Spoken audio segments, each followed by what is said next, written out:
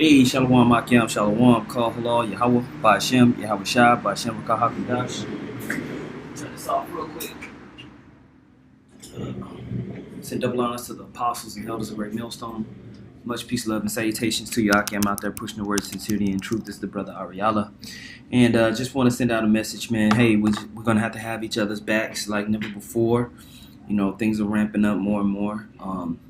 And you know what they're doing with the Kool-Aid is, you know, making it to where people are starting to lose their employment. So, you know, us being assembled together, we got to have each other's back, and we have to make sure that we develop that mindset of agape love, that mindset of charity, because there might be situations where, you know, the tide account is starting to get low. You know, multiple brothers are getting hit. You know, we talked about the mindset of preparation and everything like that. But if we're going into this thing with a grudging heart or with a lack of charity for whatever reason, then it's going to make it even more difficult. You know, when you read here in the book of Leviticus, the 19th chapter, and in the 33rd verse, it says, "And if a stranger sojourn with thee in your land, ye shall not vex him.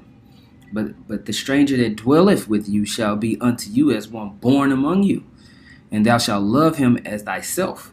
For ye were strangers in the land of Egypt, and I am your Lord, your power." So it might be a situation where a brother is down bad because he can't, you know, he lost his employment or whatever. Situations kind of got messed up because he doesn't want to take the Kool-Aid.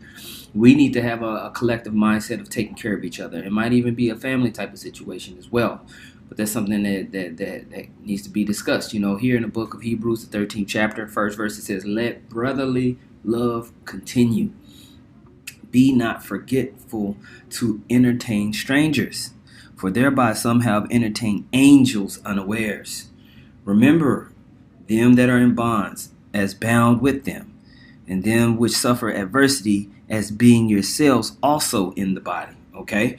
So, brother down bad, we got to look at it as we down bad too, and to help a bro out. Because it's going to get to a point to where a lot of things are going to be going down. So we got to be able to have that coverage. Other people don't have this advantage of, you know, literally you can go to any major city around the U.S. and find a house and find a place to lay your head, or just have a safe place to be, to where you have like minds that got your back, you know. 1 Corinthians chapter 13 verse 1 says, though I speak with the tongues of men and of angels and have not charity, I am become as sounding brass or a tinkling cymbal. It's just talking noise. If you don't have that charity, you just talking noise. And so when we look up that word charity, you know, as we see is that word agape, Strong's G26, you know, agape, which is affection, goodwill, love, benevolence, brotherly love. Okay? And so we have to maintain that spirit. We have to maintain that spirit as more and more hate starts to come out for the people that don't take the Kool-Aid. More bros and maybe households are getting shaken up with lack of employment and everything like that, you know. Verse 2 says, "And though I have the gift of prophecy and understand all mysteries and all knowledge, and though I have all faith so that I could remove mountains and have not charity, I am nothing." So all the stuff, you know, going on highways and byways and preaching, and you might be able to recite the perfect Hebrew prayers, you know, and everything like that. But if you don't have a mindset of charity, especially when the times is getting hard, you ain't nothing. So we don't want to have that selfish heart. We want to be open to doing whatever we need to do to make sure the body is taken care of.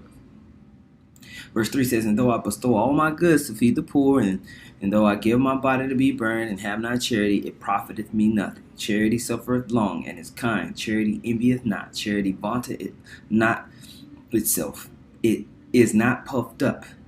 Okay? "Doth not behave itself unseemly. Seeketh not her own. Is not easily provoked. Thinketh no evil."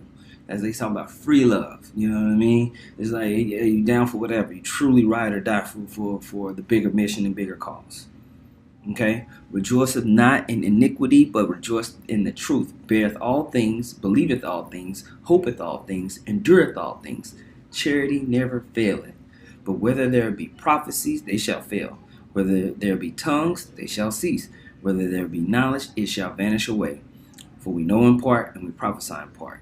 But when that which is perfect is come, then that which is in part shall be done away." Okay? And so we have to be mindful of these things. Okay? We have to be mindful that ultimately it's about the body getting through this thing together. That's what it's about. Okay? When I was a child, I spake as a child. I understood as a child. I thought as a child, but when I came a man, I put away childish things. Okay? So that foresight, that understanding of the complete picture. We come into the maturity of the spirit and understand what needs to be done. We don't think like a child. All right? It says, for now we see through a glass darkly, but then face to face. Now I know in part, but then shall I know even as also I am known. And now abideth faith, hope, charity, these three. But the greatest of these is charity. Maintain a heart that's open to take care of the brothers and sisters that are in need. As things begin to ramp up, we need to make sure we're maintaining a level head and mindset to know that all of these tangible things that we have here are fleeting. We're looking for a new world. And so as we pass these things to each other to make sure we're okay, we don't have a heart of this grudging and groaning for giving and doing what we need to do. Okay? Matthew chapter 25, verse 35. For it says, for I was a hunger and ye gave me meat. I was thirsty and ye gave me drink. I was a stranger and ye took me in. Naked and ye clothed me. I was sick and ye visited me. I was in prison and ye came unto me. Then the righteous answered him, saying, Lord, when saw we thee and hungered and fed thee, or thirsty and gave thee drink? When saw we thee a stranger and took thee in, or naked and clothed thee? Or when saw we thee sick or in prison and came unto thee? And the king shall answer and say unto them, Verily I say unto you, inasmuch as ye have done it unto one of the least of these my brethren, ye have done it unto me. Okay? And so we need to understand that, as we display our love towards one another, it's being recorded. Okay? The Most High is watching all of this. He's got the angels watching. There's a reward for this work. Okay? So be mindful. Be mindful. Okay? All right. Romans chapter 12, verse 9. Let love be without dissimulation. Abhor that which is evil. Cleave to that which is good. Be kindly affectionate one to another with brotherly love and honor, preferring one another. Not slothful in business, fervent in spirit, serving the Lord. Rejoicing in hope. Patient in tribulation.